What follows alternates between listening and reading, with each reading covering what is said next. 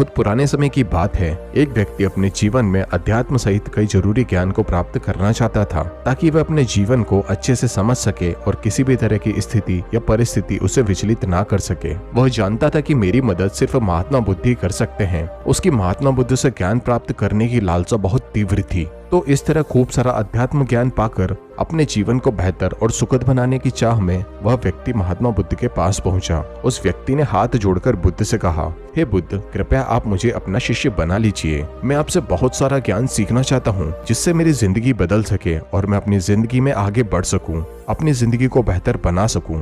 बुद्ध ने उस व्यक्ति की तरफ देखा और कहा, बेटे, यदि तुम मुझसे शिक्षा ग्रहण करना चाहते हो या मुझसे कुछ सीखना चाहते हो तो आज से 10 दिन के बाद मेरे पास आना। वह व्यक्ति 10 दिन के बाद लौटकर फिर से बुद्ध के पास आया और कहने लगा, हे बुद्ध, 10 दिन पूरे हो चुके हैं, अब आप मुझे शिक्षा दीजिए। बुद्ध का फिर से यही जवाब था, यदि कुछ सीखना चाहते हो तो तुम 10 दिन के बाद आओ। और ऐसे ही कई महीनों तक चलता रहा। जब जब शिष्य उनके पास आता, गौतम बुद्ध हर बार उसे यह बोलकर वापस भेज देते कि 10 दिन के बाद आना। आखिरकार शिष्य के सब्र का बांध टूट गया। हार मानकर इस बार शिष्य ने गौतम बुद्ध से पूछ ही लिया, हे बुद्ध, मैं जब भी 10 दिन के बाद आता हूँ आप हर बार मुझे वापस भेज देते हैं। मुझे आपसे ज्ञान की बहुत आवश्यकता है, कृपया मुझे शिक्षा दें, मैं कुछ सीखना चाहता हूँ। तो इस पर बुद्ध ने उस व्यक्ति से कहा, ठीक है पुत्र, पहले जाओ एक गिलास पानी लेकर आओ। वह व्यक्ति उनके कहे अनुसार एक गिलास पानी लेकर आया। इसके बाद बुद्ध ने कहा कि जाओ एक गिलास पानी और लेकर आओ। वह उनके कहे अनुसार एक और पानी से भरा गिलास लेकर आया।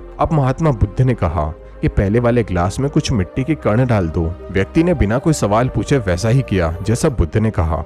मिट्टी डालते ही पहले गिलास का पानी पूरी तरह से दूषित और गंदा हो गया। अब महात्मा बुद्ध ने उस व्यक्ति से कहा कि इस पहले गिलास का पानी दूसरे गिलास में डाल दो। इस पर व्यक्ति बोला, महाराज जी, यदि मैंने ऐसा किया तो पहले एक गिलास का पानी न सिर्फ बाहर गिरकर व्यर्थ हो जाएगा बल्कि पानी गंदा भी हो जाएगा। पहला गिलास पहले से ही जल से भरा हुआ है। इस पर महात्मा बुद्ध मुस्कुराए और बोले, यही मैं तुम्हें समझाना चाहता हूँ कि तुम अभी ज्ञान अर्जित करने योग्य नहीं हो, क्योंकि तुम्हारा मन उस भरे हुए गंदे पानी के गिलास की तरह है जो पहले से ही तरह तरह के फालतू व बुरे ज्ञान से भरा पड़ा है। तो ऐसे में मेरे द्वारा दिया गया ज्ञान भला तुम्हारे मन में कैसे समा सकता है? यदि मैंने ज्ञान देना शुरू भी किया तो वह ज्ञान न सिर्फ व्यर्थ जाएगा बल्कि दूषित भी हो जाएगा। अंततः तुम्हें सही ज्ञान प्राप्त करने के लिए और अध्यात्म ज्ञान को समझने से पहले तुम्हें अपना मन उन गलत और नकारात्मक विचारों से खाली करना होगा जो तुम्हारे मन में भरे पड़े हैं। अध्यात्म ज्ञान को हासिल करने के लिए मन का पूरी तरह से खाली होना अनिवार्य है। यदि तुम खुद से ये बात करते रहोगे कि तुम्हें हर बात का ज्ञान है तो तुम कुछ भी नहीं सीख सकते हो।